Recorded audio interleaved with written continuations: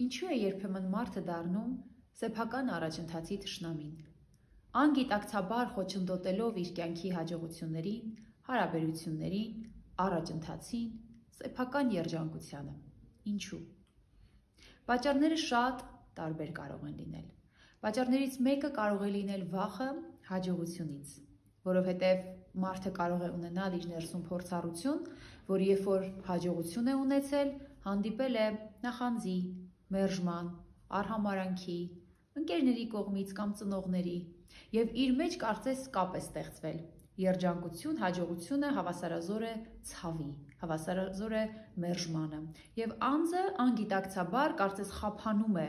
իր երջանկությունը, իրեն սպասվելիք հաջողությունն ու առաջընթացը, որ նորից չբախվի այն ցավին, որը որ փորձառաբար ունեցել է նախկինում։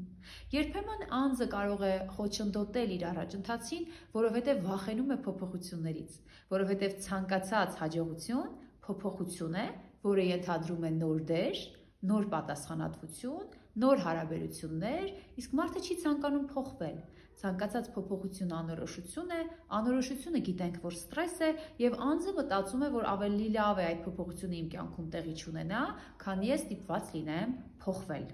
Երբեմն անձը կարող է խոչընդոտել անգիտակցաբար իր հաջողությանը, որովհետև ունի ինքնագնահատականի հետ կապված խնդիրներ։ Անձը կարող է ներքուստ ունենալ համոզում, որ ես բավարար լավը չեմ, ես արժանի չեմ, միևնույն է չեմ կարող, միևնույն է ինձ չեն տա այնինչ գործառույթը, դերը, պաշտոնը, եւ մտածում է ավելի լավ է ես հրաժարվեմ, քան արդյունքում ինձ մերժեն։ Եւ ներքուստ այս երկխոսությունը, որ ես չեմ կարող, իմ մոտ չի ստացվի, բա որ չտան, բա որ չլինի, եւ այլն, մարդուն բերում է այն կետին, որ նորից անձը անգիտակցաբար խոչընդոտում է իր հաջողություններին։ Ինչպես է սա դրսևորվում, ընկերներ, ինչպես դուք կարող եք ձեր կյանքում կամ ձեր շուրջը եղող ընկերների, գոլեգաների կյանքում տեսնել նմանօրինակ դրսևորումներ եւ ճանաչել, որ այս մարդը կարծես իր ձեռքով փչացնում է իր կյանքում ամեն գեղեցիկ բան։ Դա կարող է դիտվել, որ դուք տեսնեք, որ անձը անընդհատ կրկնում է սխալները։ Նույնանման սխալների մեջ անընդհատ հայտնվում է։ Այսինքն առաջինը սխալների կրկնությունը կարող է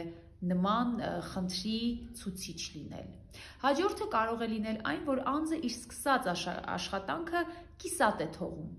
Առանց բացատրության, առանց հիմնավորման եւ առաջին հայացքից դա կարող է նման լինել ծուլության, թափթփվածության, անպատասխանատվության, բայց սա ոչ ծուլություն է, ոչ էլ ալարկոտություն է։ Սա պարզապես վախ է արդյունքից, վախ է հաջողությունից։ Անձը կարող է սկսել հարաբերություններ եւ այդ հարաբերության ամենազարգացող, ամենաճոխ, գեղեցիկ խոստումնալից փուլում ինքն իր ձեռքում փչացնի այդ հարաբերությունը, որովհետև նորից վախենում է փոփոխությունից, վախենում է նոր դերից, նոր պատասխանատվությունից։ Այսինքն ինչից կարող ենք հասկանալ, որ անձի մոտ կա այդ խնդիրը, որ ինքը իր ձեռքով կարծես փչացնում է հարաբերությունները։ Անձը կիսատ է թողում պրոյեկտները, կիսատ է թողում իր պլանավորած գործերը։ Նմանօրինակ կետեր, ընկերներ, եթե դուք ձեր կյանքում տեսնում եք նման դրսևորումներ, որ կարծես դուք հետաձգում եք, ուշադրություն չեք դարձնում, չեք ավարտում, չեք հիմնավորում, թե ինչու այսպես վարվեցիք, ինչու կիսատ թողեցիք, ինչպես լինում են դեպքեր, որ մարդը ասում է, ոնց որ ինքը փախներ այդ հարաբերությունից, փախներ այդ գործից։ Ես հանդիպել եմ իմ պրակտիկայում անձերի, որոնց շատ մեծ պաշտոն են առաջարկել եւ իրենք հրաժարվել են։ Ասել են, չէ, ես դա կանեմ, բայց պետք չի, որ դուք ոնց որ ինձ տակ այդ պատասխանատվությունը, այդ դերը եւ այսպես կողքից նայում ես, մտածում ես, որ ուրիշ մեկը ուղղակի կսավառներ երկնքում, կտոներ իր հաղթանակը, իր ձեռքբերումը, բայց այստեղ ինչ որ մարդը առանց հիմնավոր պատճառի հրաժարվում է այդ հաջողությունից։ Ինչ անել, ընկերներ, եթե դուք ինքներդ ցանկանում եք ձեզ օգնել, ինչ անել։ Նախ շատ կարևոր է, որ դուք սկսեք ճանաչել եւ անվանել այս իրադարձությունները։ Եթե դուք ձեր կյանքում տեսնում եք կարմիր թելով այս կրկնվող սցենարները, մի պահ կանգ առեք եւ ձեզ հարց տվեք, որքան հաճախ եք դուք ձեր ձեռքով հետաձգում, փչացնում, ձախողում ձեզ սպասվելիք առաջընթացը, ձեզ սպասվելիք այդ մեծ հաղթանակն ու ձեռքբերումը։